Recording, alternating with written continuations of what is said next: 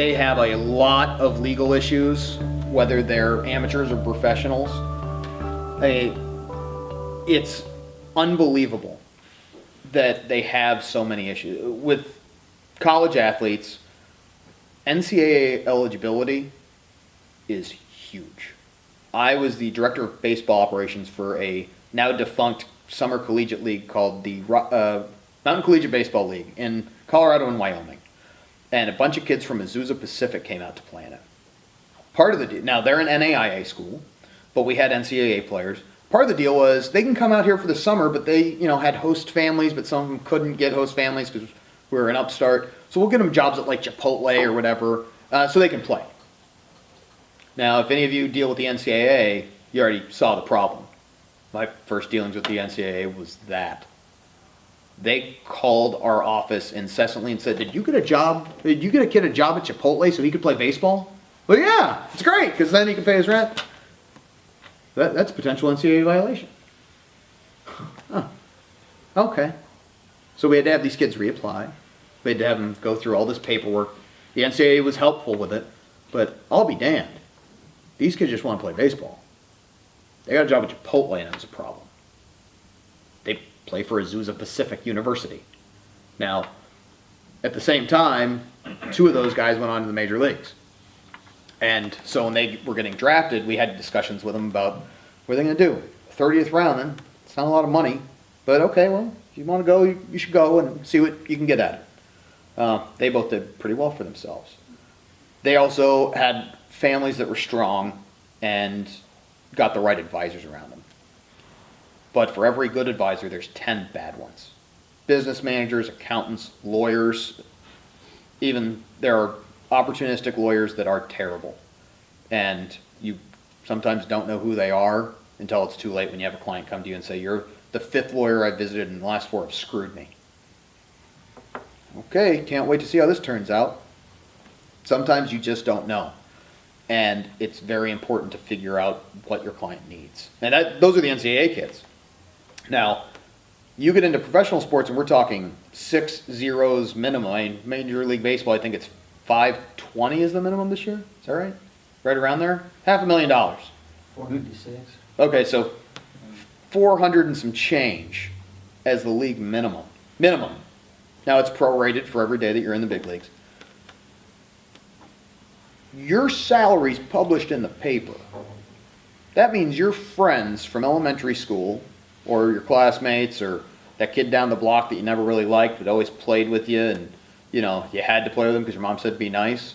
Well, now he's 23. He's got a business idea. And you are too nice to say no. That happens a lot. And if you don't have the right advisors, you're just going to start giving people money. Just it happens. And so those are places where financial advisors, you should all know, if you're going to deal with athletes, you should all know financial advisors, you should all know other lawyers. I don't do real estate law, but I've had guys buy and sell places, and a lot of times it's, hey man, what do you think of this deal? I don't know. I need to call a real estate lawyer. Man, but you are my lawyer. You're right, but I don't want to be a bad real estate lawyer. That's going to cost you a lot of money. I'm a good business lawyer and a good common sense lawyer. Let's get you somebody who's trained. I'll make sure that they're not giving you a bill of goods. Great. Tax lawyers, all of these things, right? You can't do it all. You have living arrangement issues. Spring training ends next week, and you're going to have an influx of players who didn't think they were going to make the team, made the team. They're going to come to Anaheim. They're going to sign a year lease because they're going to go to one of the 5 nice apartment complexes in Anaheim near the ballpark. They're just going to sign it away. And then they're going to get sent down. They're paying for the apartment there. Now they have a place at the AAA city, and they have the place at home. I get phone calls on that of, man, I don't know what's going on, but I'm paying all my money. I don't have a nickel. Okay, they come back to the big leagues. Let's say they stay the whole year. Well, now they still have 2 places. Can we get them a 6-month lease? Maybe. God forbid the Angels go to the playoffs, then what? All right, let's get them in a hotel. Let's get them to stay in Josh Hamilton's gigantic basement. Those type of things where guys don't think about this. They just go get a lease. If they don't have the proper advisor and you're not on the top of their mind, they're not going to call you. They have family issues. Like I said, the guy's getting divorced on the cell phone. There are a lot of family issues. Like 80% or something like that of professional athletes are going to get divorced within 3 years of their career ending. 80%. That you're a family law lawyer, give everybody in sports your business card. Have a giveaway where they rain confetti on the field with your business cards because people are going to need them. Business investments, like I've talked about with the barber shop, bowling alleys, bars, car washes. Are you kidding me? I mean, 1 out of every 30 startups works. And you think your cousin that's doing his 6th stint on parole has the next business idea? That's the guy you're going to bank on? Man, but it's great because it's an app. Heard this last week. It's an app. You don't understand. It's an app. I get it. It's another social network. Yeah, but it's different than Facebook. Okay. What makes me want that? It's like Twitter and Facebook combined. So you're going to take on Twitter and Facebook. Okay, and he wants how much? 50 grand. That's all he needs to get that built. 50 grand. Okay, have him send the business plan over to me. Oh, I don't know he's got a business plan. When I see the business plan, I'll give you the okay. But otherwise, me and your business manager are going to talk about this. Like, let's make sure that the 50 grand, guys have a warped sense of reality too, right? Everybody in their life is making what they are or a lot more. So 50 grand in the locker room talk is nothing. It's nothing. 50 grand to you and me, tell you what, you can give me that money. I'll give them song and dance, dinner and a show. Give them season tickets to watch me learn how to play guitar. But a lot of these guys don't think about that. They just see the next big thing. They can double their money. Gets in trouble. Like I mentioned with the injury, does anybody practice workers' comp? Okay. That will be an issue. These concussion lawsuits, some of it's not just about legal recourse with the concussions, it's about how it affects their life. Think about some of the business decisions people make if they don't have a full mental capacity and they're 40. These are real issues. And it requires lawyers' attention and other professionals' attention. And then, of course, asset protection. There's all sorts of ways you can do that. That's a whole different panel. But asset protection is huge for these guys. Former athletes, it's just as bad. They have the biggest issue is sorting out the mess that they created when they were 20.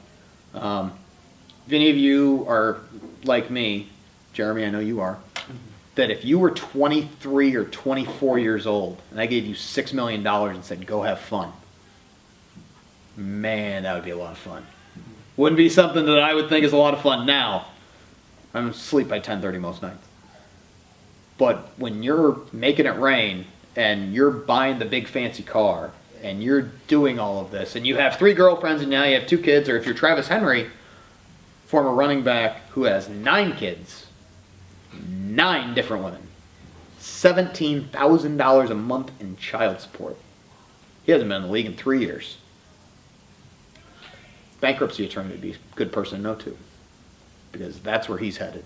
He's going to end up working at a Walmart because he has no life skills and clearly very poor judgment. These are issues. These are your clients now if you're dealing with athletes. Not all of them, but these are not uncommon issues. I recently had a former NFL All-Pro give me a call and say, hey man, I need a loan. Okay, well, what kind of loan do you need? Because I'm thinking he's asking me for this money. He just thinks I can find this money for him because I only need 50 grand. Sorry, 15 or 50? 50. 50. He goes, shouldn't be that hard. It's only 50 grand. I don't have 50 or 15, so what do you want me to do? He goes, oh, you got to know some people. Probably do. I said, what do you need the money for?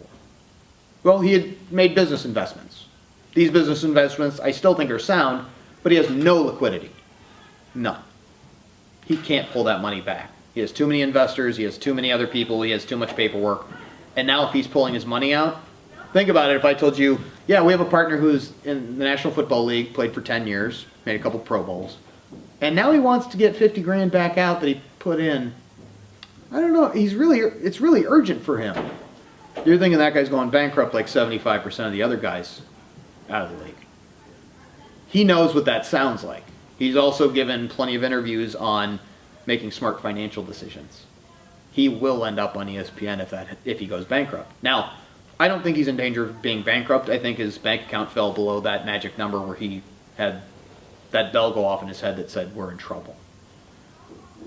We were able to get him a loan through a bank that loans money to athletes.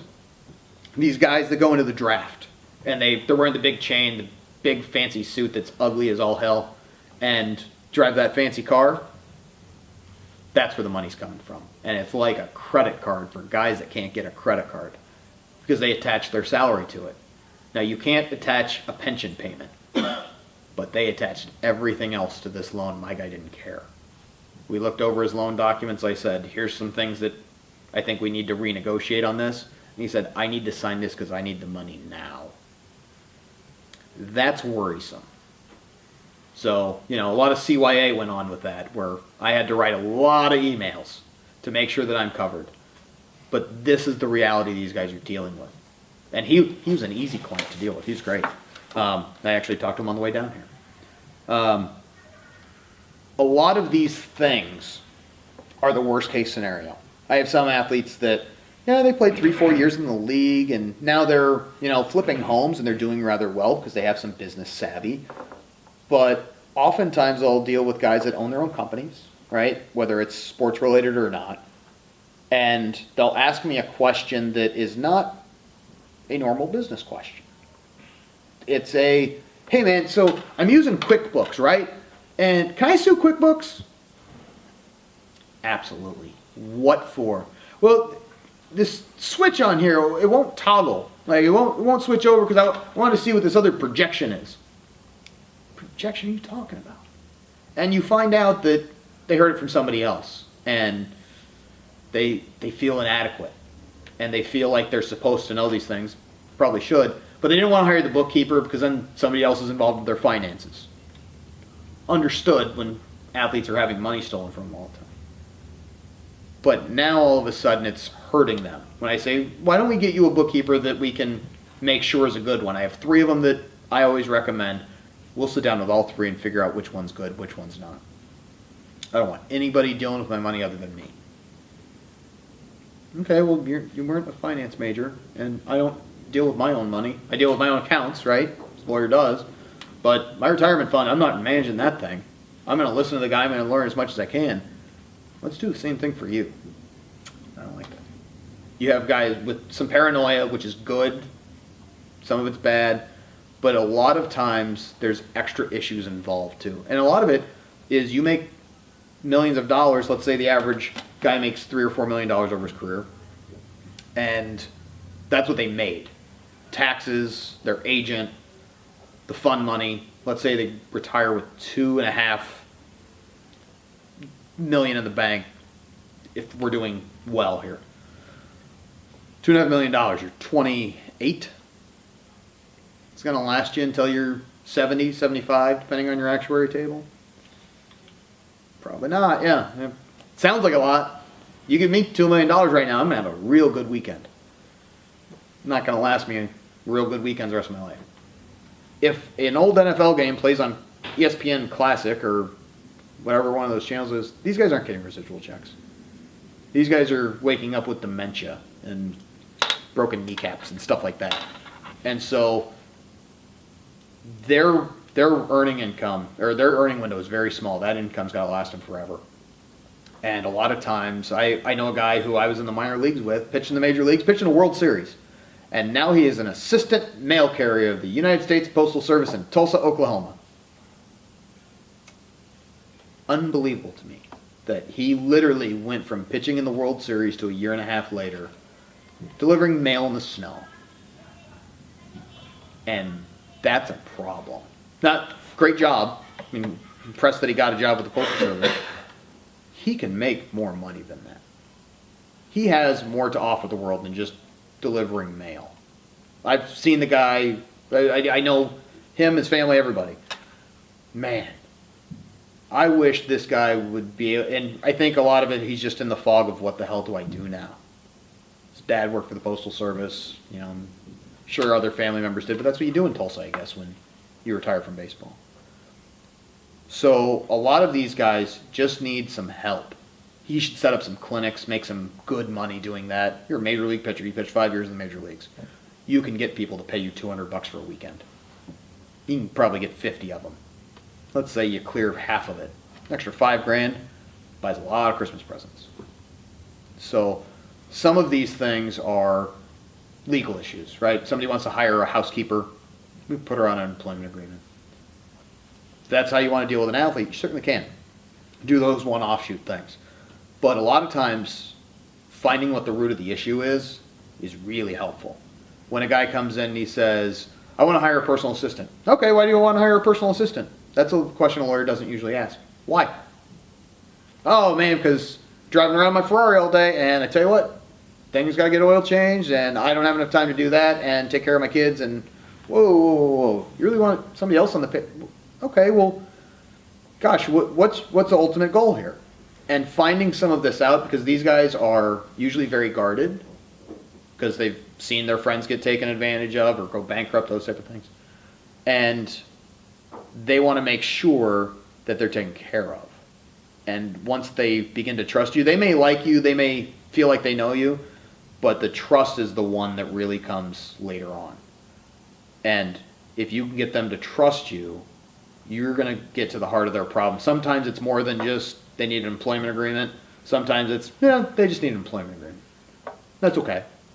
But if they trust you, they're going to come back to you for everything.